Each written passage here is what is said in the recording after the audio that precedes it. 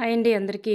ఈరోజు మనం నేర్చుకోబోతున్నది direct speech నుంచి ఇండైరెక్ట్ స్పీచ్‌కి మార్చేటప్పుడు ఎలాంటి ట్రిక్స్ అనేవి యూజ్ చేసి మనం ఈ బిట్స్ అనేవి చేసేయొచ్చు అని చెప్పేసి మనం ఇక్కడ నేర్చుకోబోతున్నాం. మీకు ఈ ట్రిక్స్ ఉపయోగిస్తూ లాంగ్ వీడియో అనేది మీకు 1 అవర్ వీడియో ఉంటుంది. పూర్తి వివరాలు అనేవి అందులో మీకు సెంటెన్సెస్ ఒక్కో sentence adjective sentence, interrogative sentence, imperative sentence and exclamatory sentence and operative sentence ఈ 5 సెంటెన్సెస్‌లో మనకి ఎలా వస్తుంది అని చెప్పేసి మీకు పూర్తి వివరంగా అందించడం జరిగింది.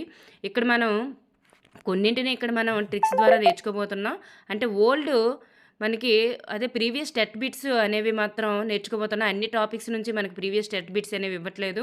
కొన్నింటి నుంచే మీకు ఇచ్చారు కాబట్టి కొన్నే మనం ట్రిక్స్ అనేది ఇక్కడ చూడగలుగుతున్నాం. ఇక్కడ చూడండి ఆన్సర్ అనేది ఎలా పెట్టేయొచ్చానంటే first one what is the చూడండి first one the teacher said what can be the origin of the word అని చెప్పేసి ఉంది కదండి. ఇక్కడ మనకి కొటేషన్స్లో ఉన్నది మనకి ఏ సెంటెన్సు అజెక్టివ్నా, ఇంటరాగేటివ్నా, ఎక్స్క్లమేటరీనా లేదా ఇంపేరేటివ్నా, ఆప్టేటివ్నా అనేది చూడాలి.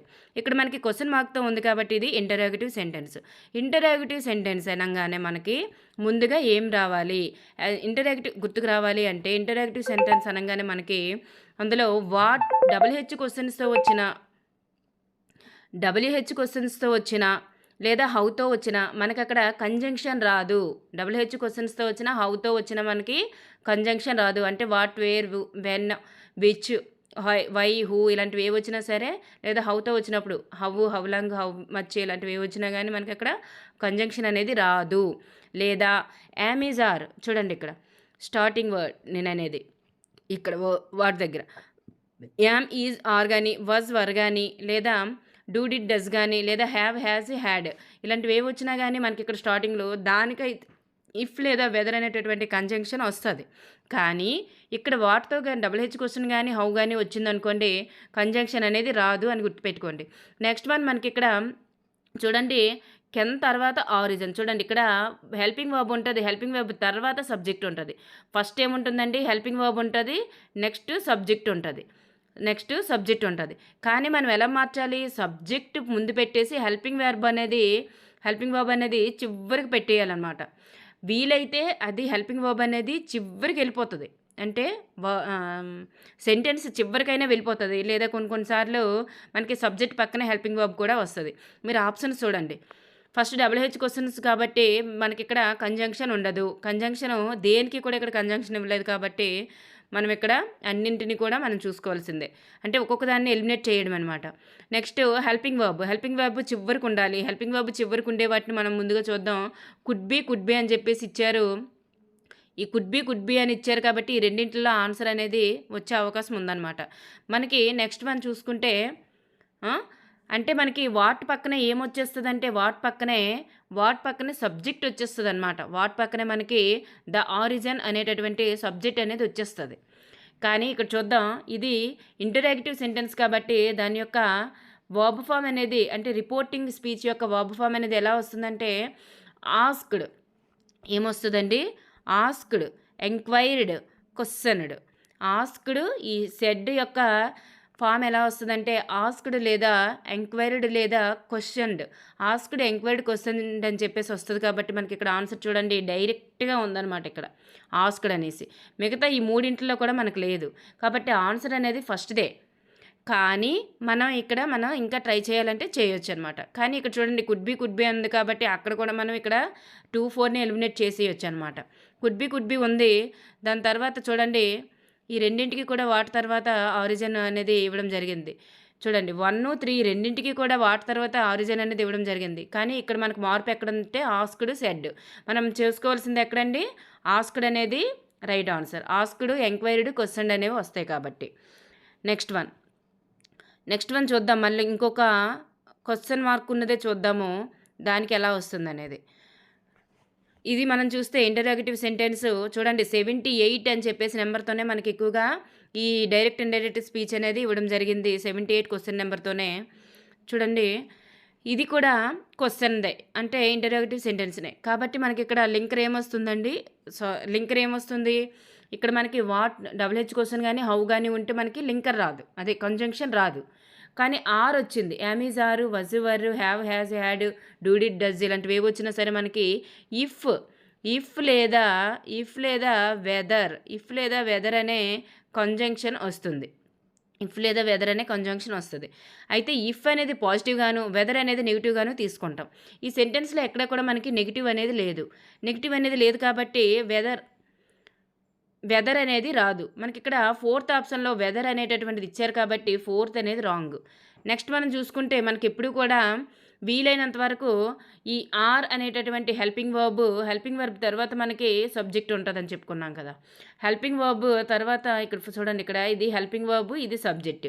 హెల్పింగ్ వర్బ్ తర్వాత హెల్పింగ్ వర్బ్ అనేది మనకి క్వశ్చనింగ్ ఫామ్స్లో ఎక్కడికి వెళ్ళిపోద్ది, చివరికి వెళ్ళిపోద్ది అని అన్నాను. వీలైనంత వరకు చివరికి వెళ్ళలేదు అనుకోండి, సబ్జెక్ట్ తర్వాత హెల్పింగ్ వర్బ్ వస్తుంది. ఇక్కడ చివరికి అనేది వెళ్ళలేదు, ఎక్కడ కూడా మనకి చివరికి వెళ్ళలేదు కాబట్టి సబ్జెక్ట్ తర్వాత హెల్పింగ్ వర్బ్ వస్తుందని గుర్తుపెట్టుకోండి. నెక్స్ట్ మనకి ఇక్కడ చూడండి, ఇది ఇంటరాక్టివ్ సెంటెన్స్ కాబట్టి మనకి ఈ రిపోర్టింగ్ స్పీచ్లోని వర్బ్ అనేది ఎలా మారుతుంది, ఆస్క్డ్ లేదా క్వశ్చన్డ్ లేదా ఎంక్వైర్డ్గా వస్తుంది. మనకి ఇక్కడ టోల్డ్ అనేది వచ్చింది కాబట్టి 1 కూడా రాంగ్. ఈ ఆస్క్డ్ చూద్దాం. రమ్య ఆస్క్డ్, నెక్స్ట్ ఇఫ్ అనే కంజంక్షన్ పెట్టాము. తర్వాత ఈ దీస్ అనేది దోస్గా మారుతుంది. దీస్ అనేది దోస్గా మారింది, 2 దగ్గరలో కూడా మారింది. నెక్స్ట్ మనకి చూడండి, సబ్జెక్ట్ ముందుకు వచ్చేస్తుందని చెప్పాం కదా, ఫ్యాబ్రిక్స్ అనేటటువంటి సబ్జెక్ట్ అనేది ముందు వచ్చింది. ఓకే, నెక్స్ట్ సబ్జెక్ట్ తర్వాత మనకి హెల్పింగ్ వర్బ్ వస్తుంది. ఇక్కడ మనకి ఇంపేరేటివ్ సెంటెన్స్లో సబ్జెక్ట్ తర్వాత మనకి హెల్పింగ్ వర్బ్ అనేది వస్తుంది. కాబట్టి ఇటు చూడండి, ఫ్యాబ్రిక్స్ అనేది సబ్జెక్ట్. చూడండి, ఇక్కడ ఫ్యాబ్రిక్స్ అనేది సబ్జెక్ట్ తర్వాత ఈ సబ్జెక్ట్ తర్వాత ఇక్కడ ఆర్ అనే హెల్పింగ్ వర్బ్ ఉంది, ఇక్కడ హ్యాడ్ అనే హెల్పింగ్ వర్బ్ ఉంది.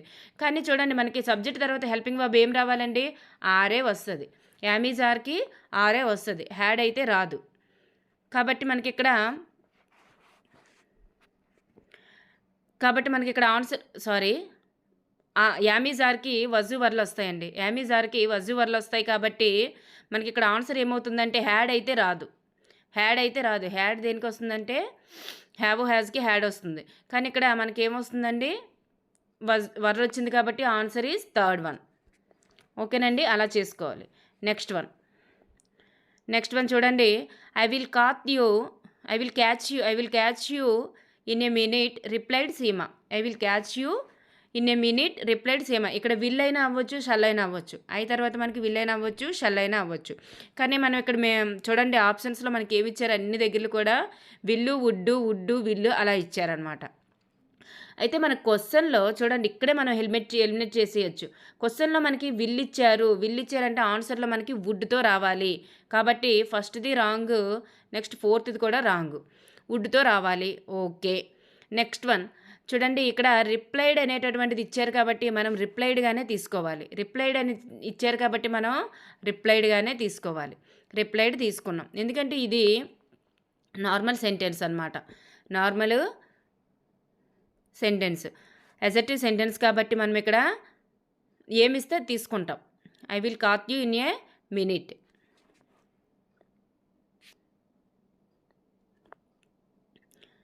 నెక్స్ట్ వన్ చూడండి, ఇక్కడే మనకు ఆన్సర్ అనేది వచ్చేసింది. కానీ ఇక్కడ చూడండి, ఎందుకంటే రిప్లైడ్ అనేటటువంటి వర్బ్ ఫామ్ వచ్చింది కాబట్టి మనకు అక్కడ తప్పనిసరిగా రిప్లైడ్గానే రావాలి. సేస్ అనేది రాకూడదు. సేస్ అనేది V1, ఇది రిప్లైడ్ అనేది ఇది V2. మనకి ఇది V2లో ఉంది కాబట్టి తప్పనిసరిగా మనకు ఆన్సర్ V2లోనే రావాలి. ఇక్కడ ఒకవేళ సెడ్ ఇచ్చారనుకోండి అప్పుడు ఆలోచించాలి. కానీ మనకి ఇక్కడ సేస్ ఇచ్చారు కాబట్టి తప్పనిసరిగా దాన్ని మనం పక్కకు తోసేయడమే. ఎందుకంటే V1 అనేది రాదు. ఎప్పుడైనా మనకి డైరెక్ట్ స్పీచ్ ఏ టెన్స్లో ఉంటే ఇండైరెక్ట్ స్పీచ్ కూడా మనం వీలైనంత వరకు ఆ టెన్స్లోనే మనం చేయాలన్నమాట. ఓకేనండి, నెక్స్ట్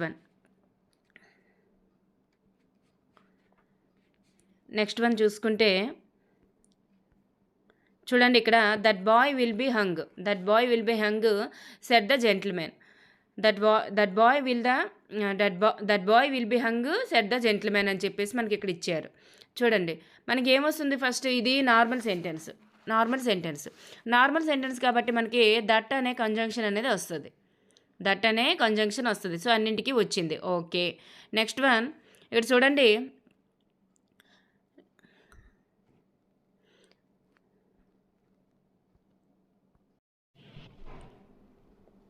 ఇక్కడ చూసుకున్నట్లయితే మనకి విల్ అనేది ఉంది.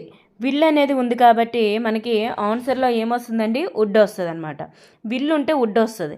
ఇక్కడ మనకి కొన్నింటికి మాత్రమే వుడ్ ఇచ్చారు, రెండింటికి వుడ్ ఇచ్చారు, రెండింటికి విల్ ఇచ్చారు. సో మనకి 2 and 3 అనేది ఎలిమినేట్ చేసేసాం. నెక్స్ట్ వుడ్ ఉన్నాయి. వుడ్ ఉండే దాంట్లో మనకి ఆన్సర్ ఏమొస్తుంది అనేది మనం ఇప్పుడు చూద్దాం. అయితే ఇక్కడ కంజంక్షన్ అనేది నార్మల్ సెంటెన్స్, ఇది క్వశ్చన్ సెంటెన్సా ఇఫ్ రావడానికి. ఇఫ్ అనేది మనకి కంజంక్షన్ చూడండి, ఇక్కడ ఇఫ్ అనే కంజంక్షన్ ఇచ్చారు. మనకి ఇఫ్ అనేది ఎక్కడ వస్తుందండి, ఇంటరాక్టివ్ సెంటెన్స్లోని హెల్పింగ్ వెబ్తో స్టార్ట్ అయినటువంటి ఇంటరాక్టివ్ సెంటెన్స్ అంటే క్వశ్చన్ ఉంటేనే మనకి అక్కడ ఇఫ్ అనే కంజంక్షన్ అనేది వస్తుంది. మనకి ఇక్కడ క్వశ్చన్తో ఏది కూడా ఇక్కడ రిపోర్టెడ్ స్పీచ్ అనేది క్వశ్చన్ మార్క్తో ఎండ్ అవ్వలేదు. ఇది క్వశ్చన్ సెంటెన్స్ కాదు కాబట్టి మనకి అక్కడ ఇఫ్తో రాదు. సో 1 కూడా కాదనమాట. ఆన్సర్ ఏమవుతుందంటే 4 అవుతుంది. ఓకేనండి. నెక్స్ట్ వన్ చూద్దాం. నెక్స్ట్ వన్ చూసుకున్నట్లయితే the teacher said to Ravi. The teacher said to Ravi you are absolutely right. You are absolutely right అని చెప్పేసి మనకి ఇక్కడ ఒక సెంటెన్స్ ఇచ్చారు. ఇక్కడ చూడండి, మనకి హెల్పింగ్ వర్బ్ని మార్చేద్దాం. ఫస్ట్ హెల్పింగ్ వర్బ్ ఇది క్వశ్చనింగ్ సెంటెన్స్ అయితే కాదు, ఇది ఒక అజెక్టివ్ సెంటెన్స్. అజెక్టివ్ సెంటెన్స్ కాబట్టి మనం ఇక్కడ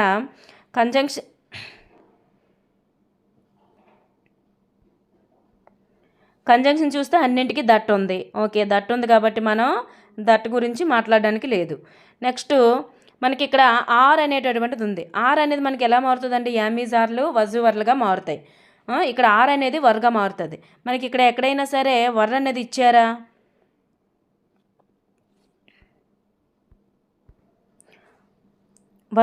వర్ అనేది ఇవ్వలేదు కాబట్టి వజ్గా మారుతుంది. నెక్స్ట్ వన్ వజ్గా మారుతుంది కాబట్టి మనకి ఇక్కడ ఆన్సర్లో సెకండ్ వన్, థర్డ్ వన్కి వజ్లు ఉన్నాయి. నెక్స్ట్ వన్ చూసుకుంటే ఇక్కడ చూడండి, ఇది ఒక నార్మల్ సెంటెన్స్ కాబట్టి అంటే అజెక్టివ్ సెంటెన్స్ కాబట్టి సెడ్ టు అనేది ఎలా మారుతుందండి, సెడ్ టు అనేది టోల్డ్గా మారుతుంది. సో మనకి ఇక్కడ థర్డ్ వన్, ఫోర్త్ వన్లో టోల్డ్ అని చెప్పేసి మనకి ఇక్కడ ఇవ్వడం జరిగింది. ఇక్కడ చూడండి, first one and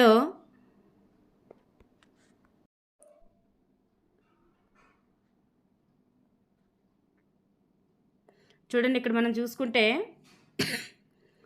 first one is ఉంది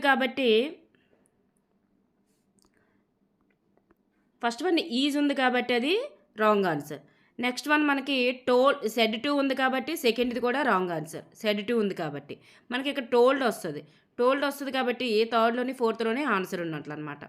థర్డ్ మనకి చూడండి, ఫోర్త్ అనేది యాజ్ టీజ్గా ఇచ్చారు కాబట్టి ఇది wrong answer. Next one you అనేది దేన్ని ఇండికేట్ చేస్తుందండి, యు అనేది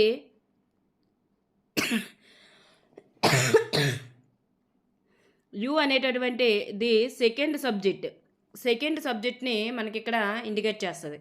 సెకండ్ సబ్జెక్ట్ని ఇండికేట్ చేస్తే ఇక్కడ యు అనేది హీ ఇక్కడ రవి కదండి, హీగా మారుద్ది అనమాట. హీగా మారుతుంది కాబట్టి మనకి ఇక్కడ దట్ తర్వాత ఏముంది, హీ అనేటటువంటిది ఉంది.